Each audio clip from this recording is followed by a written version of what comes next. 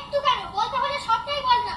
কি দিনকাল পড়লো, কোথায় জমকালো পোশাক পরে পক্ষীরাজ ঘোড়ায় চেপে রাজপুত্র আসবে, 8 মিনিটের পেটের কথা বলবো, কাল রাক্ষসের সুলুক সন্তান নিয়ে বুক হালকা করবো, তা না, তার বদলে উড়ে খাওয়া আখাত এক পুটকু মানুষের হাজির, সঙ্গে আবার রোয়া ওঠা একটা ঘেউ কুকুর। বল বল, যা বলার তো এদেরই বলতে হবে। বললেই কি আর সব শুনতে পাবে? হয়তো ঘুমিয়েই বেতা। আর শুনলেই কি সব বুঝতে পারবে? হয়তো বুদ্ধিটাই পোতা।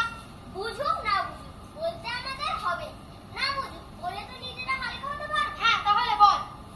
দিন রাত্রির দুয়ারে ঘাট, দুয়ার তবু খোলে না, রাজকন্যা করেন কি? এখনো চুল বাঁধেননি। চুল বাঁধবেন কবে? কাল রাক্ষস ঘায়েল যেদিন হবে। বনের শেষে তেপান্তর, মাঠ ছাড়িয়ে নদীর চর, নদীর ধারে দুধ পাহাড়, সেখায় কুড়ি চার দুয়ার, চার দুয়ারে একটি ক্ষীর, খুলবে তাল তো খুঁজবে তিল, খুলবে তাল তো খুঁজবে তিল, খুলবে তাল তো খুঁজবে তিল, খুলবে তাল তো খুঁজবে তিল। তুয়া, আমি যা যা শুনতে পেলাম তুই কি তাই তাই শুনতে পেলি? তুমি কি শুনেছো জানি না, কিন্তু আমি সব শুনেছি আর দেখেওছি। তাহলে তাহলে এরাই কি সেই ব্যঙ্গমার ব্যঙ্গমী? সে আর বলতে।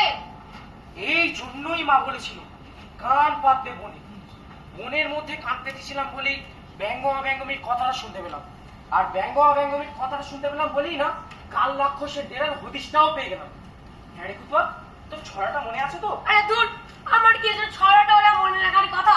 খিদে দেবে তুই করছে, কোথায় দুটো ছিঁড়ে মুড়ি দেবে তা না। আরে গাধা, খাওয়া টাওয়া কি আর পালিয়ে যাচ্ছে? খবরদার, গাধা বলবে না বলে দিলাম, এতে কুকুর সমাজকে অপমান করা হয়। আচ্ছা আচ্ছা বেশ, বললাম না, কিন্তু কিন্তু ছড়াটা না মনে রাখতে পারলে যে কাল রাক্ষসের ডেরার হদিশ পাবো না।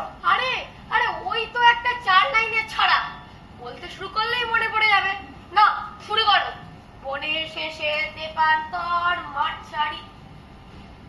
তুমি কি বলবে না? আচ্ছা আচ্ছা।